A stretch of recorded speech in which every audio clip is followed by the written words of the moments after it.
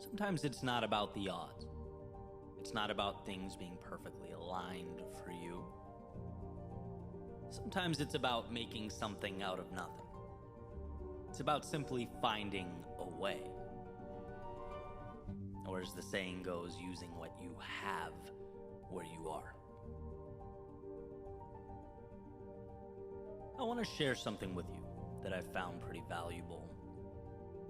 So, the World Cup is on, and I really enjoy watching soccer, or football, depending on where you're from and what you call it, and caught a handful of games over the Thanksgiving holiday. And one of those games was Argentina against Saudi Arabia. And for those who maybe don't watch or follow international soccer, Argentina is a powerhouse, right? Ranked third in the world coming into the tournament. Their team has some of the best players in the world. They're just incredible to watch. The Saudis, on the other hand, not so much, right? They're certainly not known for their soccer. So it's kind of a David and Goliath-esque story. So what's the significance here? Well, let me share some stats. Argentina possessed the ball 69% of the time. Saudi Arabia, only 31%, as expected. Argentina took 15 shots. Saudi Arabia, only 3. Again, as expected. Argentina dominated with possession and had more attempts. Saudi Arabia, however, won the game 2-1.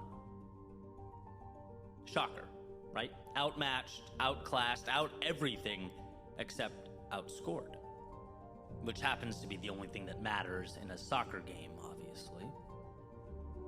They had far fewer opportunities, but what they did do is capitalize on them, made the most of them. Now, those two teams that could play 100 times, it wouldn't be outrageous to predict Argentina winning 95 of those matches. But this is my point. That 5% can be carved out, can be willed into existence.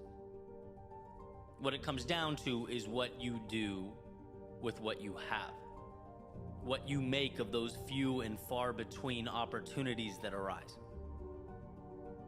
Because here's the deal, there will be times when we feel simply outmatched by life, as though the universe is outshooting us, in control, bending and shaping us to its will.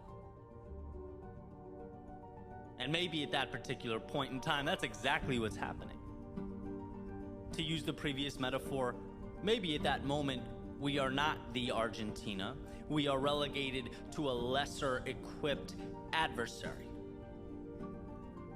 My message to you is that there is enough there to hold off the Goliath pressing and pushing. My message to you is that there is enough to be outshot, but not outscored. That when we must dig deep, we are capable of unearthing a strength, a will, an ability to rise. I'm not talking about making it through unscathed. No, I'm talking about making it through, period. When it seems as though we couldn't, when we had to crawl through hell to reinvent ourselves or rewrite the story. There's power in knowing that despite the seeming struggle and despair, that a way exists. In fact, a friend of mine often says to me, there is always a way to arrive at your ideal outcome. You just have to figure out how to connect the dots. In other words, that outcome you're looking for, it already exists. The question is, how do you get from point A to B to C to ultimately your destination? It's not a matter of whether it's possible. It's a matter of arranging the pieces at your disposal to create that bridge. And the reason I love this World Cup metaphor is because that all or nothing mindset in the past has been an adversary for me. Those who've been listening to me for a while have heard me talk about it. It's like things aren't perfect, fine, I'll wait until they are. Right? Oh, I'm injured and can't work out. Okay, then who cares what I eat, what I do? I'll wait until things are back, till I'm healthy, till they're how I want them to be. But no, to win, sometimes you have to find a way when the odds are in favor of the resistance. Sometimes you have to step up when life is out shooting you 16 shots to 3. Sometimes you have to be better than you thought you could ever be. It's easy to maintain momentum when you're healthy, right? But maintaining momentum when you're not at your best, that's something different altogether. Coming out on top when you're the underdog, digging deep and finding a way to win when the easy thing to do would be to submit to life. That's special.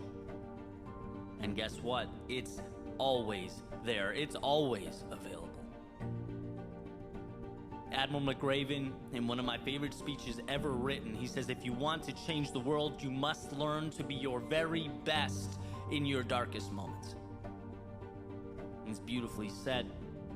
It makes perfect sense. It seems reasonable until we are knee deep in those moments. It's easy to forget when we feel intimidated by a task that seems bigger than us. It's easy to forget looking up at an obstacle or situation that seems to be statistically favored by life. It's easy to forget when walking away feels like the more pragmatic option. But that's why, regardless of the hill to climb, you must remember.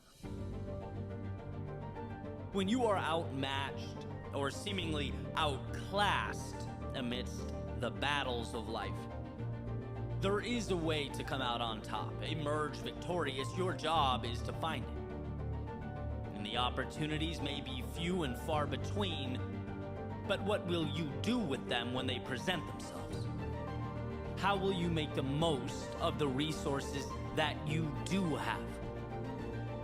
Because sure, life is largely determined by the small stuff, the predictable things, what we do day in and day out. But the pivotal moments, the times that shape our existence, they come down to finding a way when there appears to be nothing to cling to. You are down but never out, lost but never gone, as long as there is a heart beating in your chest. As long as there is blood pumping through your veins, there is a way. I challenge you to find it.